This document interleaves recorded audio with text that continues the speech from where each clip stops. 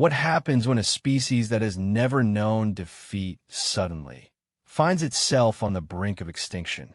When a most advanced civilization in the galaxy discovers that all their technology, all their wisdom, all their centuries of peaceful existence mean nothing against an enemy that seems to emerge from the very darkness of space itself.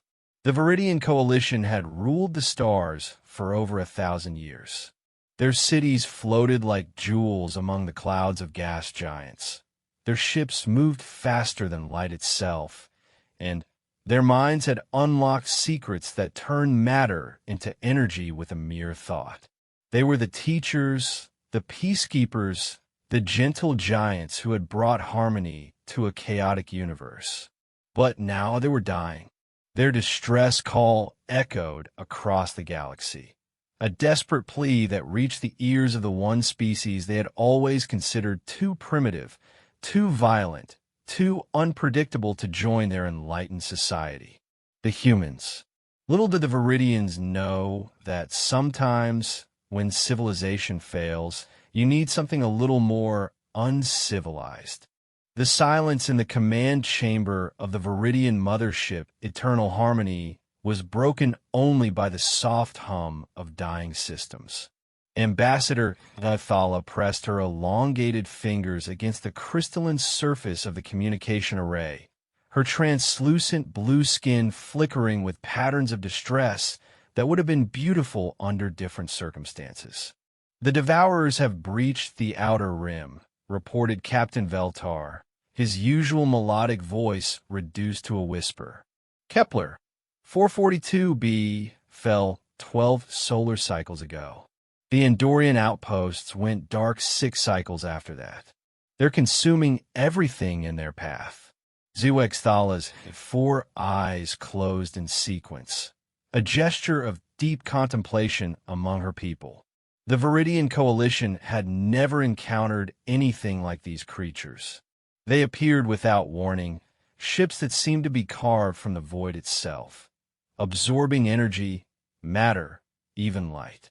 Wherever they passed, nothing remained. Not debris, not radiation, not even the quantum echoes that marked where planets once existed. "Have we received any response from the Centauri Alliance?" she asked, though she already knew the answer from the defeat in Veltar's posture. "They evacuated their core worlds yesterday. The crystalline hegemony has gone into deep hibernation. Even the ancient ones have retreated to their hidden dimensions." Veltar's head tendrils, normally of vibrant purple, had faded to a sickly gray. "We are alone, Ambassador." The irony was not lost on Zuexthala. The Viridian Coalition, the self-proclaimed shepherds of galactic peace, had spent centuries bringing order to chaos, uplifting primitive species, and establishing the galactic accord that had prevented major wars for over 800 years. They had been the wise ones, the teachers, the benevolent rulers who governed through wisdom rather than force. Their entire philosophy was built on the belief that any problem could be solved through understanding, negotiation, and the application of superior technology. They had eliminated scarcity, conquered disease, and even found ways to extend consciousness beyond the death of the physical body. Violence was a relic of primitive civilizations, a crude solution that only demonstrated the failure of intellect. But the Devourers could not be reasoned with. They had no interest in communication, showed no response to offers of tribute or cooperation. They simply consumed, moving through space like a plague of cosmic locusts, leaving empty void in their wake. What about the humans? The question came from junior analyst Kethare, barely old enough to have her first intellectual crystallization. The senior staff turned to look at her with expressions that would have been condescending if they weren't so desperate. The humans. Veltar's voice carried the tone one might use when discussing particularly violent children. They're barely past their industrial phase. Their crude chemical rockets can barely reach their own moon reliably. What could they possibly do against a threat that has destroyed civilizations 1,000 times more advanced? Kethare's young features flushed with embarrassment, but she pressed on. I've been studying their cultural transmissions. They have something we don't understand. They call it warfare. They've spent their entire existence fighting each other, developing ways to kill and destroy that we've never had to consider. Exactly why they're not suitable for coalition membership, Ambassador Zwayakthala replied gently. They solve every problem with violence. Their first response to the unknown is to attack it. They're too primitive to understand the sophisticated approaches required for what? Kethare interrupted, her youth making her bold in the face of certain death. For dying quietly? For accepting extinction with grace? Our sophistication has gotten us exactly nowhere against these devourers. Maybe what we need isn't more sophistication. The command chamber fell silent, except for the increasingly urgent alerts from the outer sensor arrays. Another Viridian colony had just gone dark, the 47th in as many days. At this rate, the coalition's core worlds would fall within a month. Ambassador Zwayakthala moved to the great viewing portal that dominated one wall of the chamber. Beyond it, stars that had shone for billions of years were simply not there anymore. The devourers left behind a darkness so complete it hurt to look at, as if reality itself had been torn away. "Show me the human homeworld," she said quietly. The viewing portal shifted, focusing on a small blue-green planet orbiting an unremarkable yellow star in what the humans call the solar system. It looked so peaceful from space, white clouds swirling over vast oceans and brown-green continents. But Zwayakthala had studied the reports from their scouts. The surface of that world was crisscrossed with the scars of countless battles, pockmarked with the remnants of weapons that could crack mountains and boil seas. The humans had turned their own planet into a testing ground for increasingly creative methods of destruction. They had split the atom and harnessed its power not for enlightenment, but to build bombs capable of ending all life on their world. They had developed chemical weapons, biological plagues, and kinetic weapons that could strike with the force of meteors. Most disturbing of all, they seemed to take a kind of pride in these achievements. "They're barbarians," Captain Veltar said softly, reading her thoughts. "Their entire culture is built around conflict. They celebrate their warriors, glorify their battles, and pass down stories of violence to their young. They're everything we've evolved beyond." "Yes," Zwayakthala agreed, watching the peaceful-looking planet turn slowly in space. "But they're still alive." The truth of that statement hung in the air like a challenge to everything the Viridian Coalition had believed about civilization and progress. Here was a species that had never learned to be civilized, never discovered the joy of peaceful cooperation, never evolved beyond their violent origins.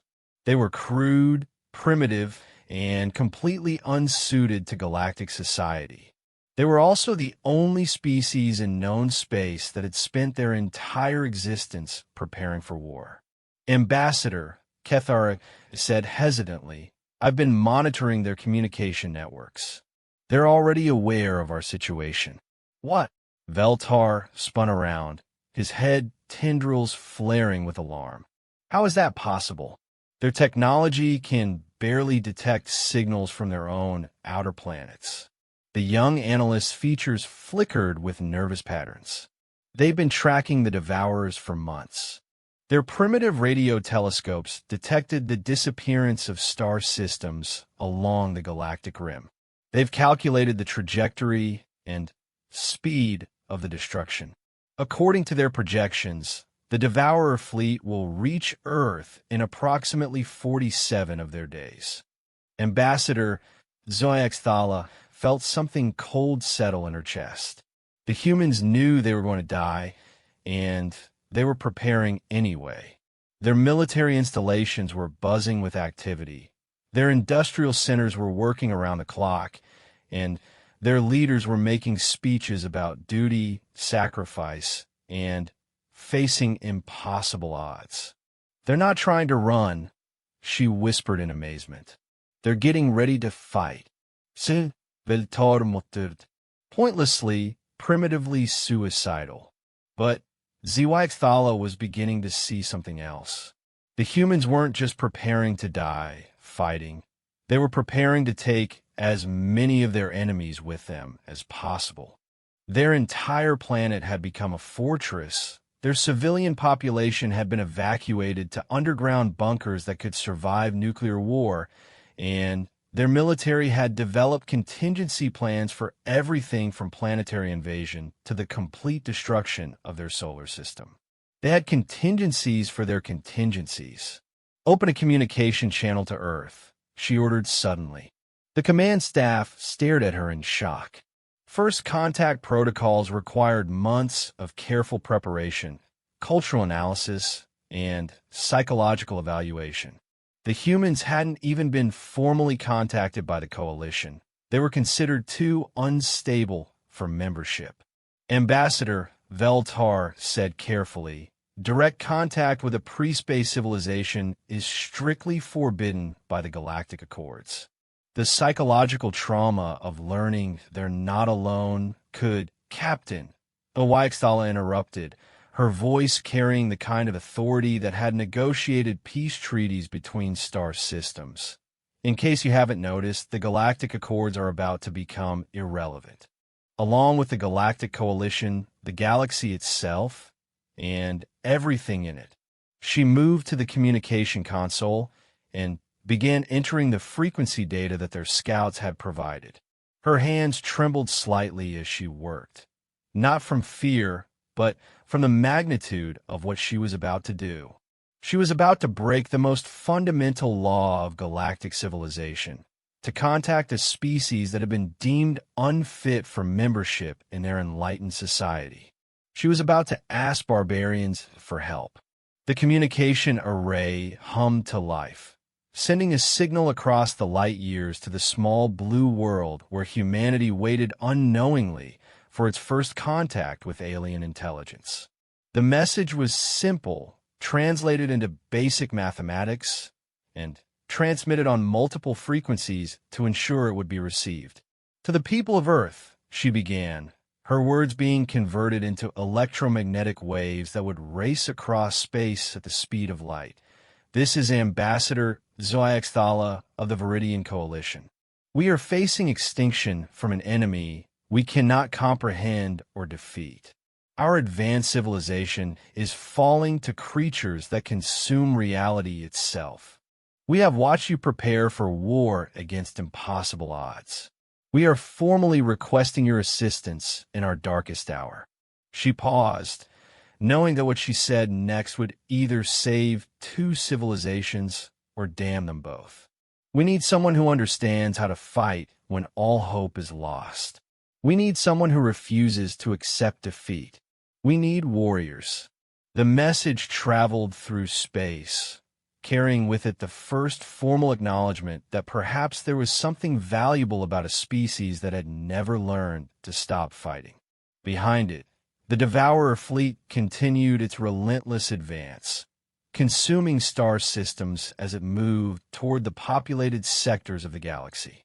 In the depths of space, something ancient and hungry had noticed the signal, and for the first time in its existence, spanning eons, it experienced something it had never known before: curiosity about its prey. General Sarah Chun stood in the Pentagon's deepest bunker, staring at the wall of screens that displayed humanity's response to the impossible. 48 hours had passed since the alien transmission had been received simultaneously by every radio telescope, SETI installation, and military communication array on Earth. 48 hours since humanity had learned they were not alone in the universe. And that the universe was ending. "Ma'am, we're getting confirmation from all theater commands," reported Colonel Martinez, his usual composure cracked by the magnitude of what they were discussing. "NATO forces are mobilizing under Operation Prometheus. The Chinese have activated their deep strike protocol. Russia is moving nuclear assets to forward positions. Even the smaller nations are contributing what they can." General Chun nodded absently, her attention focused on the alien ship that had appeared at the edge of the solar system 12 hours after their message had been acknowledged. The vessel was massive, easily the size of Manhattan, and it moved with a grace that defied every law of physics humanity understood. But what struck her most was how obviously desperate its builders had been. "Technical analysis?" she asked. Dr. James Morrison, the physicist who had been pulled from his comfortable university position to help humanity face its first interstellar crisis, cleared his throat nervously. "The ship is definitely alien, but it's also definitely dying. We're detecting massive system failures throughout the vessel. Their power grid is operating at maybe 30% capacity. They've got hull breaches that they're trying to patch with some kind of energy field, and their life support systems are clearly overtaxed. How many of them are on board? Based on heat signatures and the size of the habitable areas, we estimate somewhere between 50 and 100 individuals. This is an invasion force, General. This is a refugee ship." General Chun had been a soldier for 30 years. She had fought in 3 wars, commanded operations on 4 continents, and had seen humanity at both its best and worst. But nothing had prepared her for the responsibility of speaking for her entire species to alien refugees who were asking for help against something called devourers. The communication array crackled to life. "General Chun, this is Ambassador Zhuangxtala. We are prepared to provide you with all available information about the threat approaching your world. Are you ready to receive our data?" "We're ready, Ambassador. But first, I need to understand something. Your message said you need warriors. Why us? According to your own transmission, there are dozens of species in this galaxy more advanced than we are."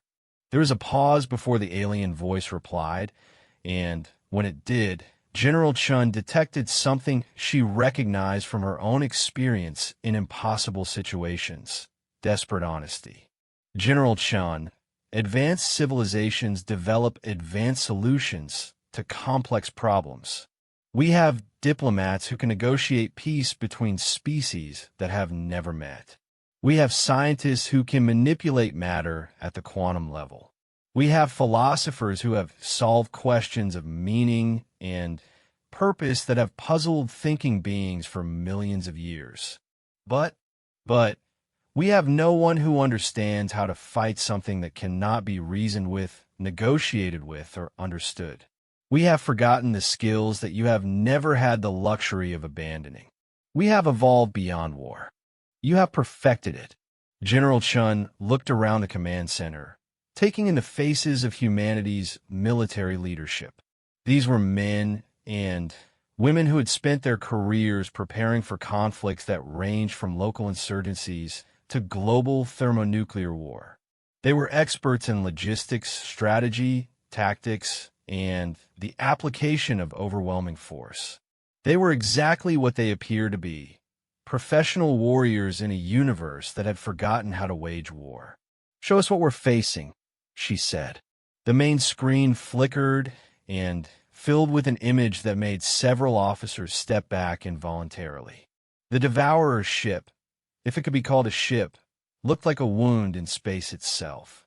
It was enormous, easily dwarfing even the alien vessel that had brought the refugees, but its size was hard to determine because it seemed to absorb light rather than reflect it. The only reason it was visible at all was because of the way it distorted the stars behind it. "This is a Devourer scout vessel," Ambassador Tegstala's voice explained. The main fleet consists of approximately 300 vessels of various sizes, the largest of which is roughly the size of your Earth's moon. They appeared at the galactic rim 18 months ago and have been moving steadily inward, consuming everything in their path. Consuming how? Asked Admiral Torres, commander of the Atlantic Fleet. They break down matter at the molecular level and absorb the energy. Planets, ships, asteroids, even gas clouds. Everything is converted to fuel for their expansion. We have observed them consuming the mass of entire solar systems in a matter of days. Dr. Morrison leaned forward, his scientific curiosity overriding his terror. That should be impossible. The energy required to break molecular bonds on that scale would be beyond our understanding as well, the ambassador interrupted. We have theories, but no definitive explanation. What we do know is that conventional weapons are useless against them. Energy weapons are absorbed and added to their power. Kinetic weapons pass through them without effect. Even antimatter explosions seem to feed them rather than damage them. The room fell silent as the implications sank in. Humanity's most powerful weapons, nuclear warheads, kinetic bombardment systems, even the theoretical antimatter devices that existed only in research laboratories, would be worse than useless. They would actually make the enemy stronger. However, Ambassador Zayakhthala continued, we have noticed something that may be significant. The Devourers appear to avoid certain types of primitive technology. They have consistently bypassed solar systems that contain civilizations in early industrial stages, focusing instead on advanced technological societies. General Chun felt a spark of understanding. They feed on advanced technology. The more sophisticated the civilization, the more attractive the target. That is our hypothesis. Your species, while remarkably violent, still relies heavily on chemical reactions, mechanical systems, and relatively primitive energy sources. It is possible that your technology is simply too crude for them to efficiently process. Colonel Martinez looked up from his datapad. So we're facing an enemy that feeds on advanced technology, has consumed dozens of civilizations more advanced than us, and is heading straight for Earth. And our advantage is that we're too primitive to be easily digested. Correct. The absurdity of the situation would have been laughable if the stakes weren't the survival of all life in the galaxy. Humanity's greatest weakness, their technological backwardness compared to the galaxy's advanced civilizations, have become their greatest strength. What do you need from us? General Chen asked. We need you to do what you do best, General. We need you to find a way to hurt something that every advanced civilization in the galaxy has failed to even scratch.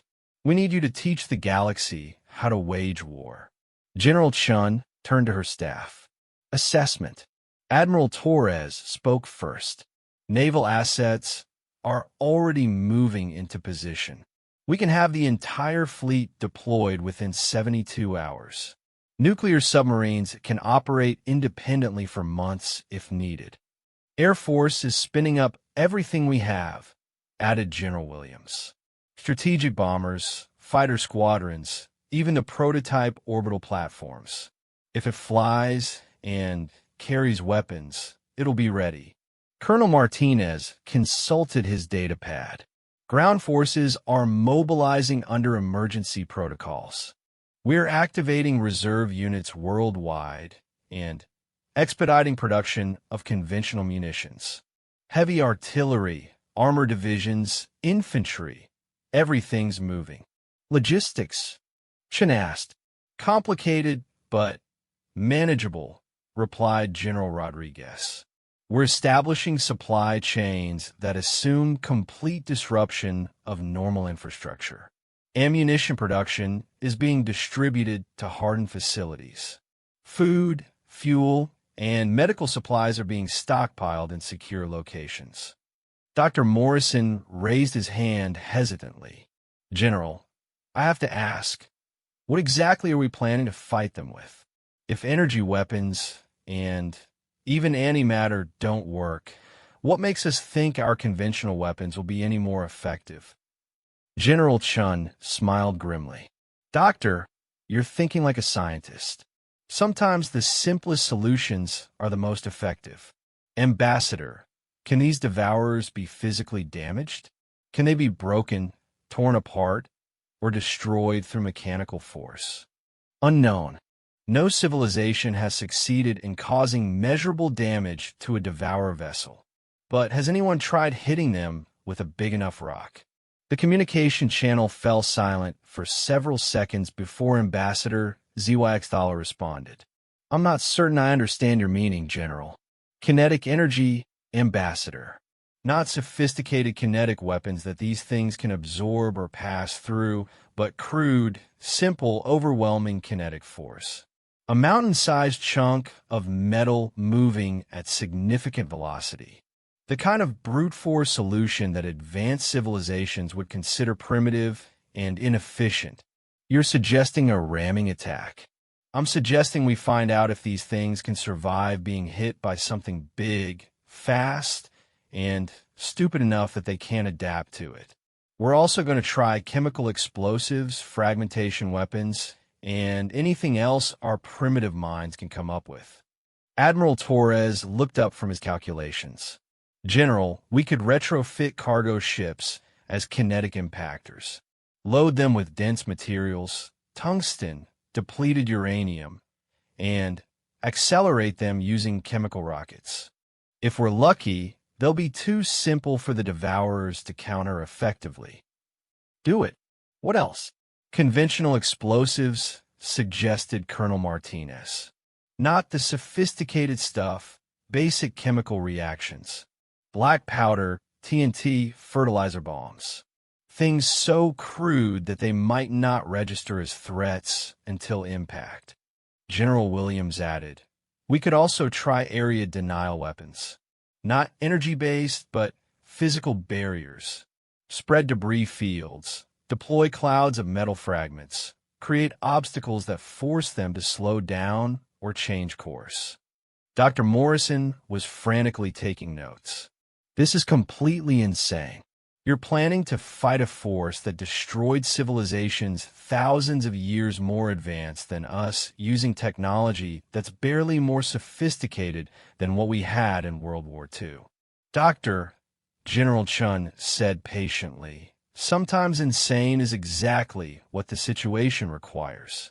Advanced civilizations think in terms of elegant solutions and efficient resource allocation. They probably tried to analyze these devourers, understand their technology, and develop sophisticated countermeasures. And they're all dead now. We're going to try hitting them with the biggest, most primitive, most wasteful weapons we can build and see what happens. Ambassador Zuextala's voice returned to the communication channel. General Chun, I must inform you that we estimate the Devourer fleet will reach Earth in 36 of your days. Even if your primitive weapons prove effective, you will be facing odds of approximately 300 to 1. Understood, Ambassador. How many ships can your coalition contribute to the defense? Perhaps 20 vessels remain operational across all member species. Most are in the same condition as our own ship. Damaged, understaffed, and operating on minimal power. Then, we're looking at roughly a 15 to 1 disadvantage in ships, facing an enemy that has consumed dozens of advanced civilizations. General Chun looked around the room at her staff. Gentlemen, ladies, it sounds like Tuesday.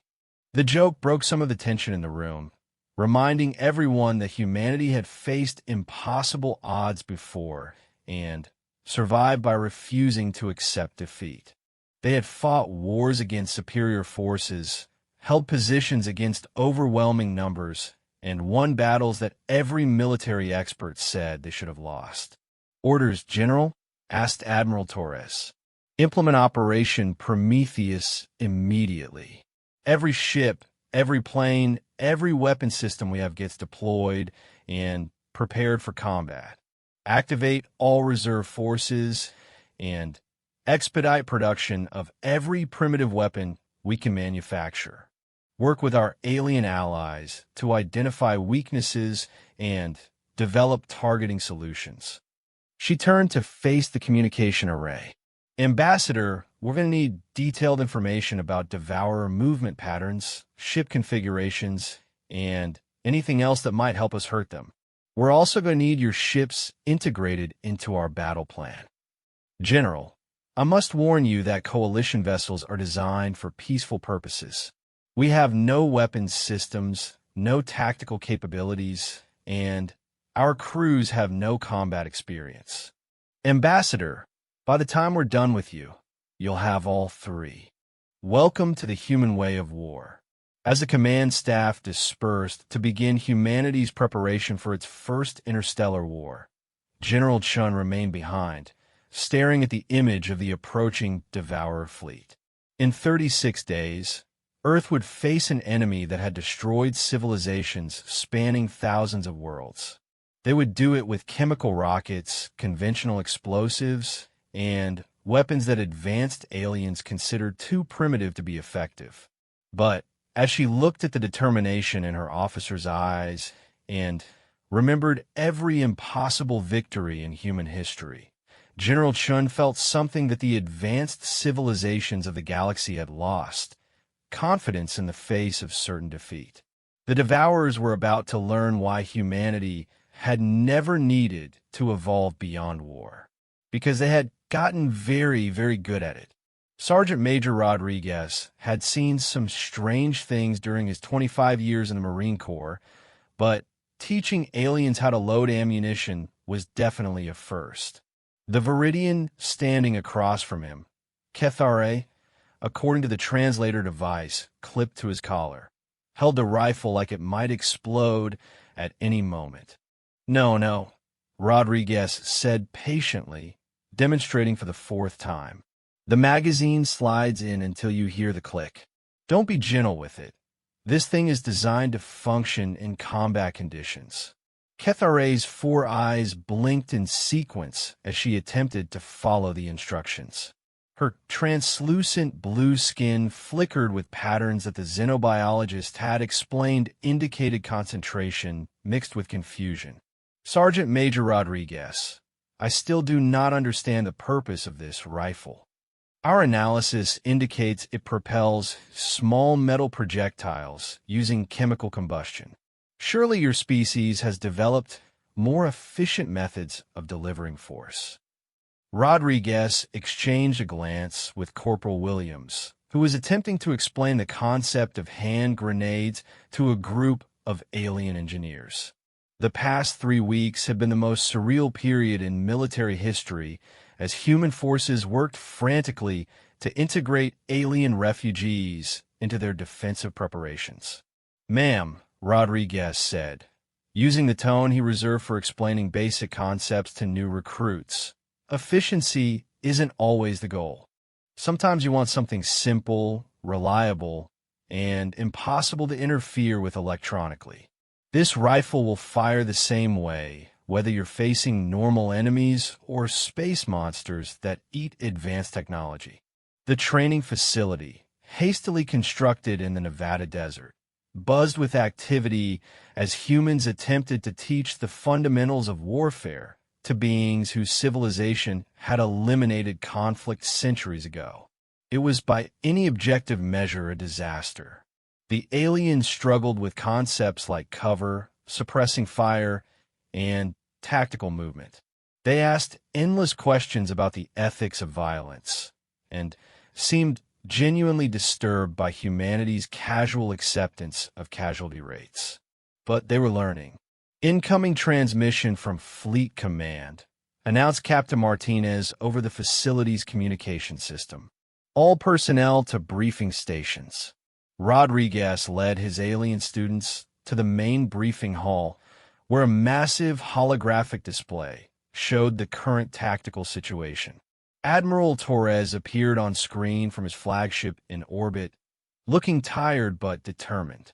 "Ladies, gentlemen, and allied personnel," he began, "we've received updated intelligence from our long-range sensors and coalition scouts. The Devourer fleet has accelerated its approach. New estimated time of arrival is 18 days. A murmur ran through the assembled crowd. They had been expecting 36 days to prepare. Losing half their preparation time was a significant setback.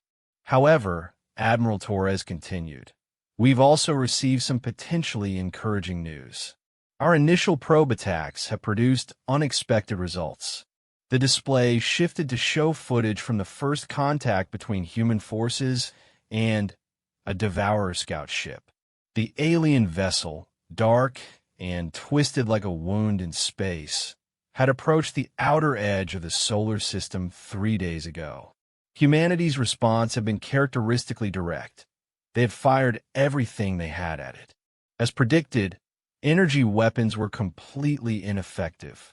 Laser installations, particle beams, even our experimental plasma cannons were absorbed without apparent damage. Nuclear warheads actually seemed to make the target stronger. Rodriguez watched as the footage showed missile after missile disappearing into the alien ship with no visible effect. It was like watching modern weapons attack a black hole. However, Admiral Torres said, and Rodriguez could hear the satisfaction in his voice, kinetic weapons produced different results. The display showed the moment when a converted cargo freighter, loaded with depleted uranium and accelerated to significant velocity by chemical rockets, impacted the Devourer scout. For a moment, nothing seemed to happen. Then, the alien ship lurched sideways, its perfect darkness flickering with strange lights. Analysis indicates we caused actual damage. Not significant, but measurable. The impact disrupted whatever field allows them to absorb energy and matter. For approximately 47 seconds, the scout ship appeared to experience system failures. The briefing hall erupted in cheers, but Admiral Torres raised his hand for silence. "This is encouraging, but we need to understand the scale of what we're facing. That scout ship, which required our most powerful kinetic impactor to barely damage, is approximately the size of a city block. The main Devourer vessels are the size of small countries." The celebration died quickly as the implications sank in. If it took everything they had to scratch a scout ship, what would it take to damage the primary fleet? "Sir," called out Colonel Martinez, "what about the primitive weapons testing?" Admiral Torres smiled grimly. "That's where things get interesting. Show them the artillery test." The display changed to footage from a test conducted on a captured fragment of Devourer technology, a small piece that had broken off during the kinetic impact. Humanity's response had been to shoot it with everything they had, starting with their most advanced weapons and working backward. Energy weapons had no effect. Smart munitions were somehow turned against themselves. Even railguns and other electromagnetic weapons seemed to be absorbed or deflected. But when they wheeled out a World War II-era howitzer loaded with basic high-explosive shells, something different happened. "Watch carefully," Admiral Torres said. The artillery piece fired, sending a simple chemical explosive shell toward the alien fragment.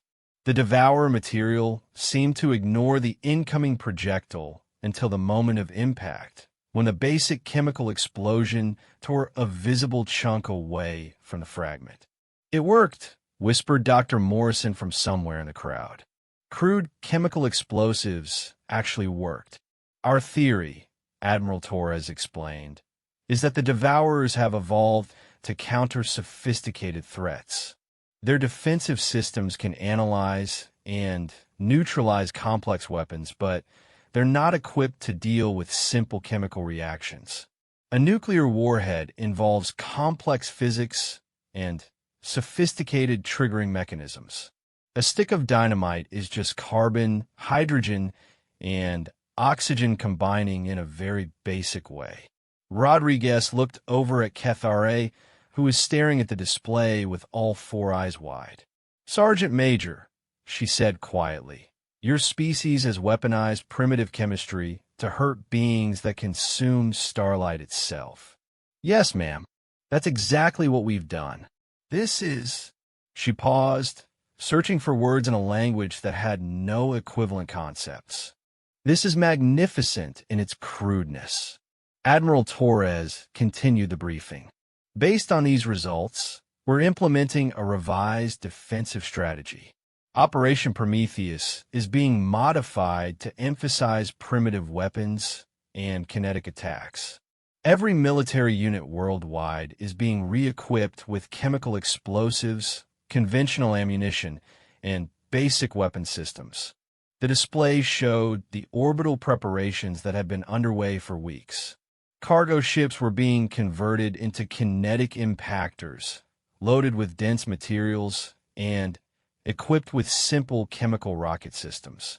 Orbital platforms were being constructed not to house sophisticated weapons, but to serve as launching points for massive artillery pieces that fired conventional shells.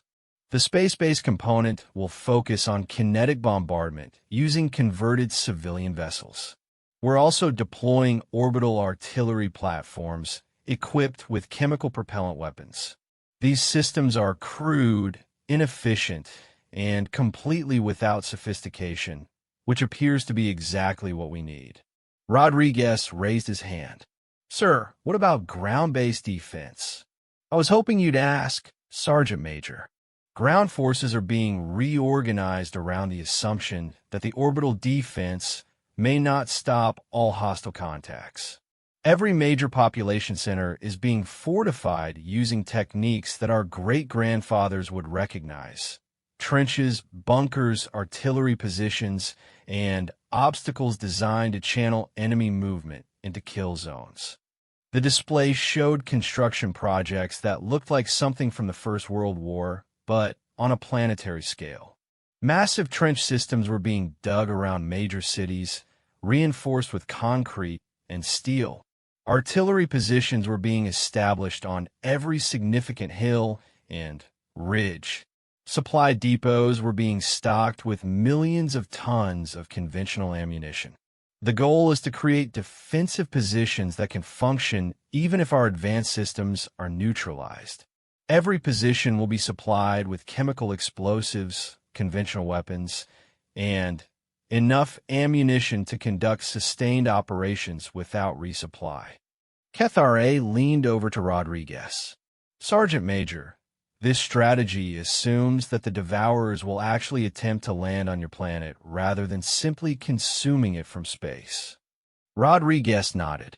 "Yes, ma'am. We're gambling that they'll want to investigate us before consuming us. According to your people's intel, they've never encountered a species that could actually damage them. We're hoping curiosity will make them careless. And if you are wrong, then we'll find out how much damage we can do to them on our way to extinction." Admiral Torres was explaining the coordination between human and coalition forces. "Our alien allies will provide tactical intelligence, long-range sensors, and mobility support. Coalition vessels, while not equipped for combat, can serve as command and control platforms and provide evacuation capabilities for civilian populations." Ambassador Zuwaixthala's voice came through the communication system. "Admiral Torres, I must express my concern about the psychological impact of this strategy on human forces. You're asking your people to stand and fight against an enemy that has destroyed civilizations spanning millions of worlds." "Ambassador," Torres replied, "you're describing Tuesday for a human marine. We've been training for impossible odds since our species learned to sharpen sticks." Rodriguez couldn't help but smile at the accuracy of that statement. Looking around the briefing hall, he saw the faces of soldiers, sailors, airmen, and Marines who were preparing to fight space monsters with World War II artillery and chemical explosives. They looked exactly like they always did before an impossible mission, determined, scared, and completely unwilling to back down. Final question period, Admiral Torres announced. A hand shot up from the back of the room. Sir, what's our realistic assessment of success? Torres paused for a moment before answering. Honestly, we don't know. We're facing an enemy that has consumed dozens of advanced civilizations using weapons and tactics that barely qualify as military technology by galactic standards. Our entire strategy is based on the hope that sometimes the best solution to a complex problem is a simple one. On the other hand, rules of engagement. There are no rules of engagement. This is extinction-level warfare. Every human being on this planet is authorized to use any means necessary to damage, delay, or destroy hostile forces. Chemical weapons, biological agents, nuclear devices, anything that might work is authorized for immediate use. Rodriguez felt a chill at the implications. Humanity was preparing to throw away every military convention, every law of war, every ethical restraint they had developed over centuries of conflict. They were reverting to the most primitive, brutal form of warfare imaginable. And somehow, that felt exactly right. Dismissed, Admiral Torres concluded. Report to your unit commanders for specific assignments. Remember, people, in 18 days, Earth becomes the testing ground for every theory about primitive warfare versus advanced threats. Make sure we're ready to prove that sometimes the simplest solutions are the best ones. As the crowd dispersed, Rodriguez found himself walking beside Ketharay toward the weapons training areas. The alien moved with the careful precision of someone learning unfamiliar skills, but there was something different in her posture now, a kind of grim determination that he recognized from human soldiers preparing for their first combat deployment. Sergeant Major, she said quietly, I have studied your military history extensively over the past weeks. Your species has fought wars continuously for your entire recorded history. Yes, ma'am, that's accurate. You have developed increasingly sophisticated methods of killing over thousands of years. You have created weapons capable of destroying your entire world. And you have built military institutions that can coordinate the actions of millions of individuals in pursuit of strategic objectives. Rodriguez nodded, unsure where she was going with this. But what strikes me most about your approach to warfare is not its sophistication, but its persistence. You have never, in your entire history as a species, simply accepted defeat when the odds were impossible. No, ma'am, we generally don't. Ketharay's skin patterns shifted to something that the xenobiologist had said indicated deep respect. The Devourer fleet represents certain extinction for any civilization that faces it. They have consumed species with technology beyond our understanding, military capabilities that dwarf your own, and strategic advantages that should make resistance meaningless. Yes, ma'am, and yet you're not only planning to resist, but you are confident that you can hurt them. Rodriguez stopped walking and looked at the alien directly. Ma'am, let me explain something about humans that your advanced civilizations might not understand. We don't fight because we think we can win. We fight because the alternative is unacceptable. Sometimes that means we lose anyway, but sometimes, just often enough to matter, we win fights that everyone said we couldn't, even against impossible odds. Especially against impossible odds. That's when we're at our best. Ketharay's 4 eyes blinked in sequence. A gesture Rodriguez had learned indicated deep thought. The galaxy is about to discover what happens when an irresistible force meets an immovable object. No, ma'am, Rodriguez corrected gently as they entered the weapons facility where hundreds of aliens were learning to use chemical explosives and primitive firearms.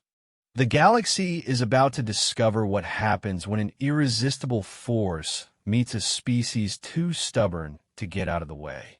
In 18 days, they would find out which approach to warfare was more effective. The sophisticated strategies that had governed galactic civilization for centuries, or humanity's simple conviction that some things were worth fighting for regardless of the odds. Rodriguez was looking forward to the education they were about to provide. The command deck of the human battleship Indomitable vibrated with barely contained energy as Admiral Torres watched the Devourer fleet approach the outer edge of the solar system. Through the reinforced viewing ports, space looked normal. Stars twinkling against the cosmic darkness, the familiar dance of planets following their ancient orbits. But the sensors told a different story entirely. Contact bearing 270 Mark 15, reported Captain Hassan from the sensor station. Range approximately 8 million kilometers and closing. Estimated velocity. Jesus Christ, Admiral. They're moving at 0.4 light speed. Torres absorbed the information calmly, though internally he felt the familiar pre-battle mixture of anticipation and terror that had preceded every major engagement of his career. The enemy was moving faster than anything humanity had ever observed, but they were still bound by the laws of physics. That meant they could be intercepted, engaged, and potentially destroyed. It also meant humanity had perhaps 6 hours before the shooting started.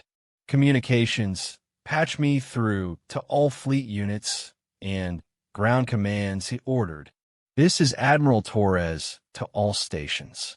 The target is now within engagement range. Execute Operation Prometheus on my mark. Around him, the command crew of the Indomitable worked with the calm efficiency of professionals who had trained for this moment their entire careers. They were the best of the best, handpicked from every navy on Earth, and cross-trained on systems that had been thrown together in mere weeks. None of them had ever fought in space before. None of them had ever engaged an enemy capable of destroying planets. None of them looked like they were planning to back down. Admiral, called Lieutenant Commander Park from the tactical station, were receiving telemetry from the advanced picket ships. First kinetic impactors are away. The main display shifted to show the opening moves of humanity's first interstellar war.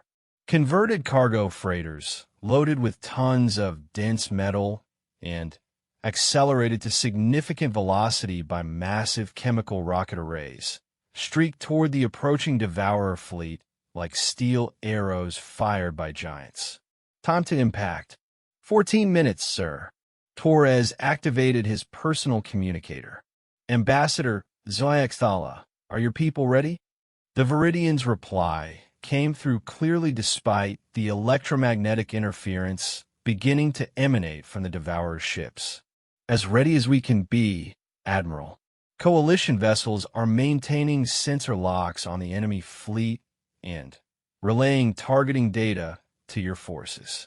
We still do not understand how you plan to hurt them with such primitive weapons. Ambassador, in about 15 minutes, you're going to get a practical demonstration of human military doctrine. I suggest you observe carefully. You might learn something useful. What Ambassador Zayakthala and the other coalition survivors were about to witness was the result of 3 weeks of the most intensive military preparation in human history. Every ship in Earth's combined fleets had been retrofitted with chemical propellant weapons, basic explosive warheads, and kinetic projectile systems. The orbital defense platforms weren't equipped with sophisticated energy weapons. They were giant artillery pieces capable of firing conventional shells across interplanetary distances. It was crude, wasteful, and completely without elegance. By the standards of galactic civilization, it was embarrassingly primitive. It was also about to change the nature of warfare forever. First impact in 30 seconds, reported Lieutenant Commander Park. Torres watched the tactical display as the converted freighter Pittsburgh Steel, loaded with 2 million tons of depleted uranium and moving at nearly 10% of light speed, approached the lead Devourer vessel. The alien ship, a twisted mass of darkness that seemed to bend light around it, showed no reaction to the incoming projectile. Impact, Park announced. The effect was immediate and spectacular. The kinetic energy released by the collision was equivalent to several nuclear weapons, but it was delivered as pure mechanical force rather than sophisticated energy. The Devourer's ship lurched visibly, its perfect darkness flickering with strange patterns of light. "Direct hit," came the excited voice from one of the sensor operators. "We're seeing structural disruption across 40% of the target's hull." Ambassador ZYXDALA's voice crackled with amazement. "Admiral, that's more damage than the entire Centauri fleet achieved in their final battle. How is this possible?" "Simple physics, Ambassador. Sometimes the best way to break something is to hit it really hard with something else." But Torres knew they had merely bloodied the enemy's nose. The Devourer fleet consisted of over 300 vessels, and they were already adapting to humanity's tactics. The damaged ship was dropping back, while the others spread out in a formation designed to avoid concentrated kinetic strikes. "They're learning," he muttered. "All units, implement dispersal pattern Delta. Launch second-wave kinetic impactors." Across the solar system, humanity's hastily assembled fleet began executing a battle plan that would have been familiar to naval commanders from any era of human warfare. They were trading space for time, using mobility to avoid decisive engagement while delivering maximum damage to the enemy formation. The difference was that they were doing it across distances measured in millions of kilometers, using weapons that threw chunks of metal at significant fractions of light speed. "Admiral, we're getting reports from the outer picket line," Captain Hassan reported. "The Devourers are returning fire." The main display showed streams of dark energy lancing toward human positions. Where the beam struck, ships simply disappeared. Not destroyed, not reduced to debris. They vanished completely, as if they had never existed. "Casualties?" Torres asked, knowing the answer would be significant. "We've lost 8 vessels to direct hits. No survivors, no reiki." Complete molecular dissolution. Torres felt each loss like a physical blow, but he pushed the emotion aside. This was exactly what they had expected. The Devourers killed efficiently and completely, turning matter into energy that fed their own systems. But they could be hurt, and humanity was very good at hurting things. "Third wave away," reported Park. "We're also getting confirmation from Earth-based artillery. The orbital platforms are in range and ready to engage." The orbital platforms represented humanity's most audacious military engineering project ever attempted. Built in 3 weeks, using materials stripped from decommissioned ships and industrial facilities, they were essentially massive gun turrets equipped with chemical propellant artillery pieces capable of firing projectiles across interplanetary distances. They had no sophisticated targeting systems, no energy shields, no advanced defensive capabilities. They were enormous cannons floating in space, operated by crews who had trained for weeks rather than years. They were also about to demonstrate why humanity had never lost its enthusiasm for artillery. "Platform Alpha 7 reports ready to fire," came the voice from Earth's orbital command. "Target acquired, solution calculated. Requesting permission to engage." Permission granted. All platforms commenced bombardment. What followed was the largest artillery barrage in human history. Dozens of orbital platforms opened fire simultaneously, sending streams of conventional explosive shells toward the Devourer fleet. The projectiles were simple chemical warheads propelled by basic rocket systems, technology that was barely more sophisticated than what humanity had used in the early 20th century. And they worked. The Devourer's ships, apparently unable to effectively counter such primitive technology, began taking serious damage. Conventional explosions tore holes in their dark hulls, disrupting whatever systems allowed them to absorb energy and matter. Several smaller vessels actually broke apart under the bombardment, their exotic materials scattering into space like metallic snow. "They're breaking formation," observed Captain Hassan. "The main fleet is splitting into smaller groups and accelerating toward different targets." Torres studied the tactical display and felt a cold appreciation for their enemy's intelligence. The Devourers had quickly realized that humanity's weapons, while effective, had significant limitations. They were slow, required direct hits to cause damage, and took time to reload. By dispersing their fleet and approaching from multiple vectors, the aliens were forcing humanity to divide its fire and reducing the effectiveness of concentrated bombardment. It was exactly what Torres would have done in their position. "Signal all fleet units," he ordered. "Implement Plan Bravo. Draw them into the inner system." Plan Bravo was humanity's acknowledgement that they couldn't win a straight fight against the Devourer fleet. Instead, they were going to use the solar system itself as a weapon. The inner planets have been seeded with automated defense platforms, asteroid belts have been rigged with explosive charges, and even the moon had been converted into a massive fortress armed with conventional weapons. The Devourers wanted to consume the solar system. Humanity was going to make them choke on it. "Admiral," Ambassador Textala's voice carried a note of alarm. "Long-range sensors indicate that 3 Devourer vessels are bypassing the main engagement and proceeding directly toward Earth. They appear to be moving too fast for your orbital defenses to intercept." Torres checked his own displays and confirmed the assessment. 3 of the smaller Devourer ships had broken away from the main fleet and were approaching Earth on a vector that would bring them within the planet's atmosphere in less than 2 hours. "Ground control, this is Fleet Command," he announced over the communications array. "We have 3 bogies inbound to your position. Estimated time of arrival 90 minutes. Prepare for direct planetary assault." The response came immediately from General Chen's command bunker deep beneath the North American continent. "Fleet Command, ground control acknowledges. We are ready to receive visitors." Torres smiled grimly at the general's tone.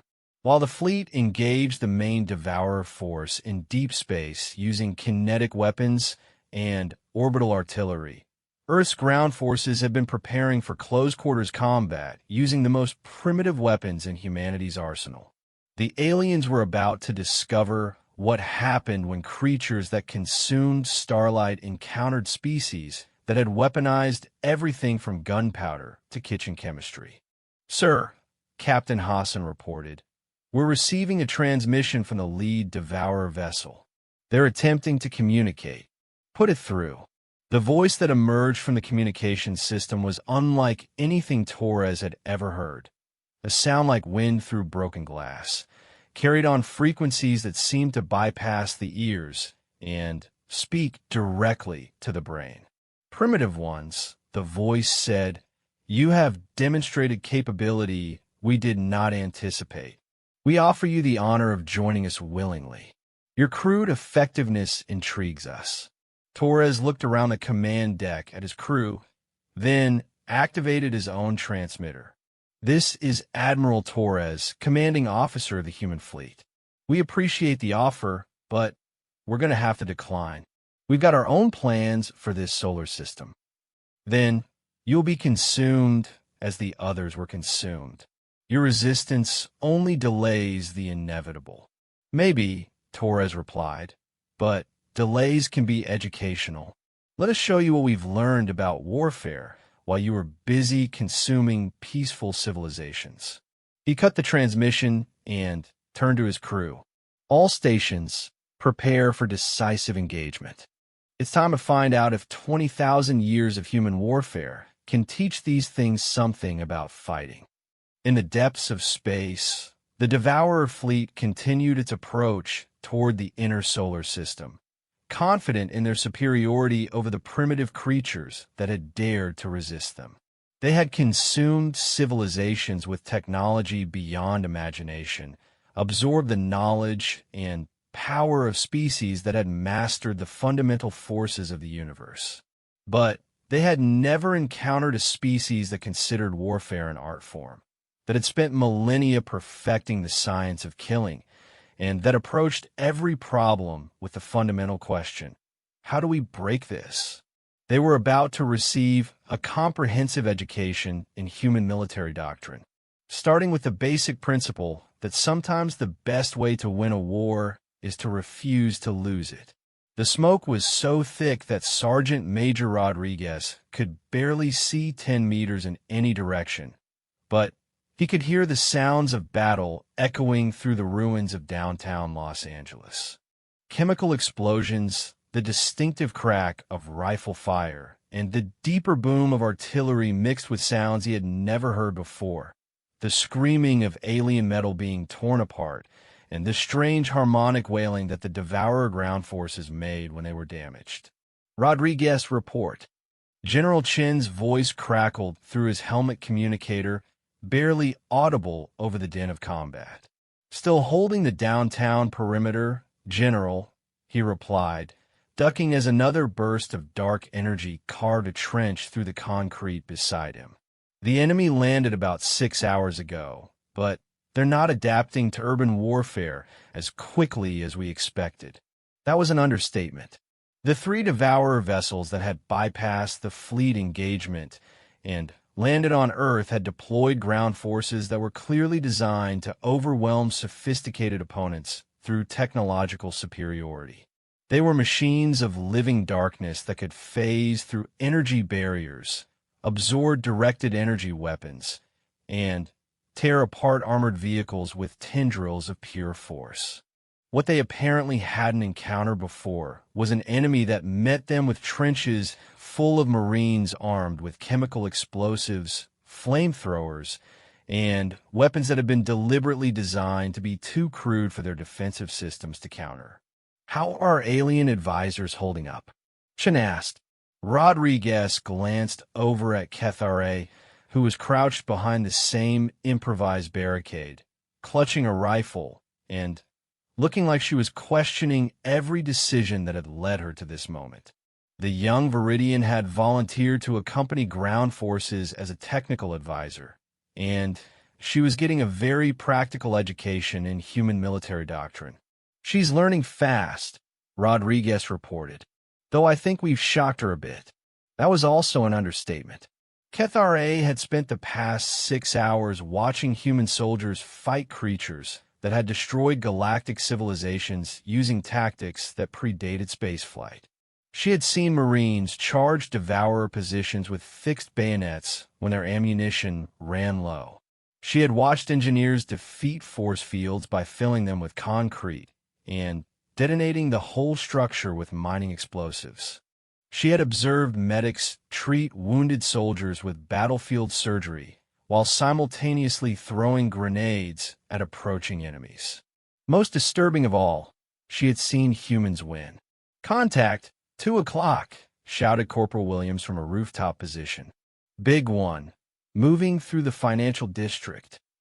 Rodriguez raised his binoculars and spotted the target, a Devourer assault unit the size of a small building, flowing through the urban landscape like liquid shadow. Intelligence reports indicated that these creatures were among the most dangerous ground combatants in known space, capable of adapting to any weapon system within minutes of first contact. Williams lighted up with a Mark 19, Rodriguez ordered. Everyone else, conventional explosives only. Remember, keep it simple and stupid. The Mark 19 grenade launcher opened fire, sending 40mm high-explosive rounds toward the alien creature. The grenades were completely unsophisticated, basic chemical explosives with mechanical fuses that detonated on impact. By galactic standards, they were barely more advanced than medieval catapults. They tore holes in the Devourer assault unit like artillery shells through paper. "It's working," Kethra exclaimed, her skin patterns shifting to display amazement. "Your primitive explosives are disrupting its molecular cohesion." "That's the idea," Rodriguez replied, signaling for his squad to advance. Sometimes the best way to solve a complex problem is with a simple solution. In this case, the simple solution is blow it up with basic chemistry.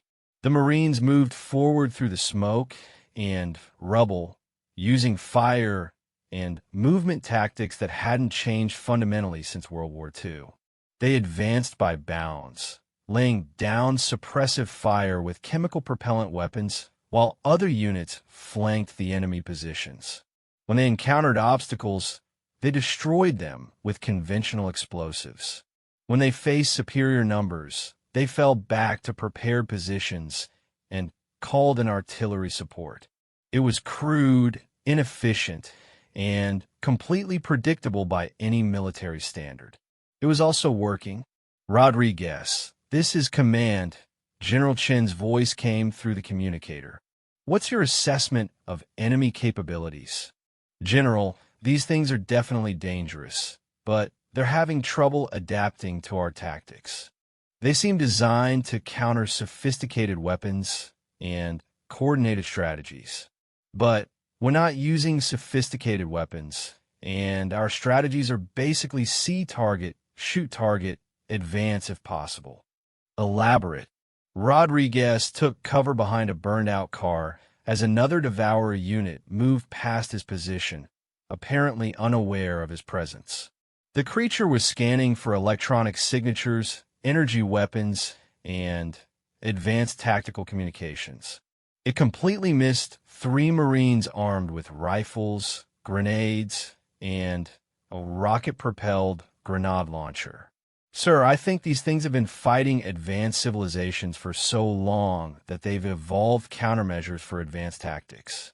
They can analyze and defeat complex battle plans, sophisticated weapons, and coordinated strategies. But when Corporal Martinez charges them with a shotgun and a bayonet, they don't know what to do." "You're telling me that our technological backwardness is an advantage?"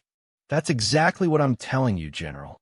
These creatures are like computer viruses designed to attack advanced operating systems.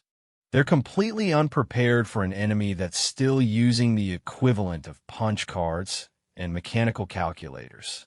As if to illustrate his point, an enormous explosion echoed from the direction of the harbor. Rodriguez could see the fireball rising above the downtown skyline. Another Devourer vessel taking damage from the coastal artillery batteries that were hammering it with conventional naval shells. "Sir," came another voice over the radio, Admiral Torres from the fleet engagement in deep space. "Ground forces should be aware that we're having similar success up here. The main Devourer fleet is taking significant casualties from kinetic weapons and chemical explosives. They're actually beginning to withdraw from some sectors." Rodriguez felt a surge of satisfaction. Humanity's first interstellar war was going better than anyone had dared to hope, and it was happening because they had approached the problem with the same mindset that had carried them through every impossible conflict in their history. When in doubt, hit harder. "Kethra," he called to the Viridian advisor, "how are your people doing with those weapons?"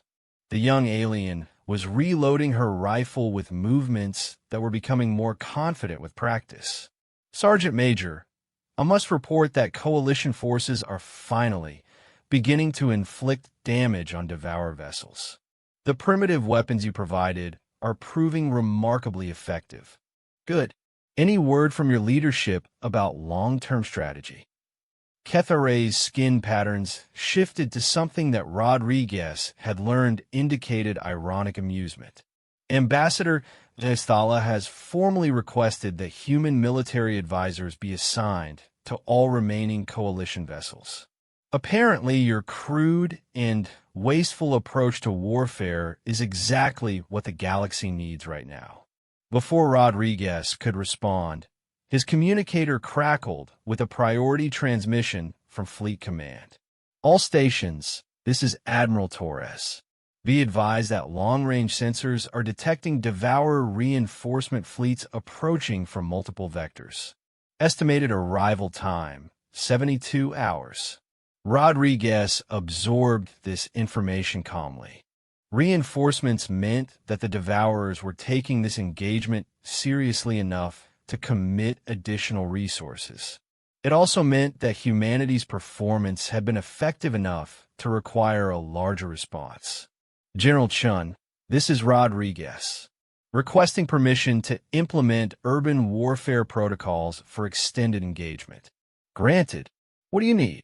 Time to show our new alien friends what humans do when the odds get really bad. The next 72 hours would prove to be a turning point in galactic history. As Devourer reinforcements poured into the solar system, humanity responded with a level of military creativity that astounded their alien allies and confused their enemies.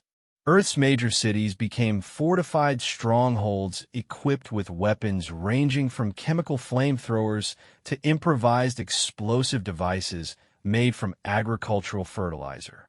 The moon was converted into a massive artillery platform capable of firing conventional shells across interplanetary distances. Even civilian populations were organized into resistance networks trained to construct primitive weapons from household materials. But, perhaps most importantly, human military advisors began working directly with coalition forces, teaching them the fundamentals of warfare that their peaceful civilizations had never needed to learn. The key, Rodriguez explained to a group of Iridian engineers as they constructed booby traps in the ruins of downtown, is not to think like advanced beings trying to solve a complex problem. Think like primitive beings trying to break something that's causing you trouble. Ambassador Zaxala, who had insisted on joining the ground forces despite having no combat training, watched in fascination as human soldiers taught her people to manufacture explosives from basic chemicals, construct defensive positions from debris, and coordinate attacks using simple radio communications. Sergeant Major Rodriguez, she said during a brief lull in the fighting, I believe I am beginning to understand why your species has been so successful despite its apparent technological limitations. What's that, ma'am? You approach every problem as if it were a war to be won rather than a puzzle to be solved. When faced with superior technology, you develop simpler technology. When confronted with overwhelming force, you disperse and attack from unexpected directions. When offered the choice between a sophisticated solution and a crude one, you choose whichever is more likely to actually work. Rodriguez smiled as another explosion echoed from the direction of the harbor, where Marine artillery units were providing fire support for Navy vessels engaged in close-quarters combat with Devourer ground forces. Ma'am, that's a pretty good summary of human military doctrine. We've learned over the centuries that the best battle plan is usually the one that's simple enough to execute under the worst possible conditions. And the worst possible conditions are when everything has gone wrong, your equipment is breaking down, your communications are jammed, and your enemy is doing everything possible to kill you. Under those circumstances, sophisticated tactics become impossible to coordinate, advanced weapons become too complex to maintain, and elegant strategies become meaningless. But crude weapons and simple tactics continue to function. Exactly. A rifle will fire whether your computers work or not. A grenade will explode whether you can communicate with headquarters or not. A fixed bayonet will work even if every other system fails. As if summoned by his words, the communicator crackled with another transmission from Admiral Torres. All stations, this is Fleet Command. Enemy reinforcements have arrived and are engaging our outer defenses. However, I'm pleased to report that coalition forces equipped with human weapons and tactics are performing far better than expected. We're actually holding our own against superior numbers. Rodriguez looked out over the battlefield where humans and aliens were fighting side by side, using weapons that galactic civilization considered obsolete, employing tactics that advanced strategists would dismiss as primitive, and achieving results that sophisticated military analysis said were impossible. "You know what, ma'am?"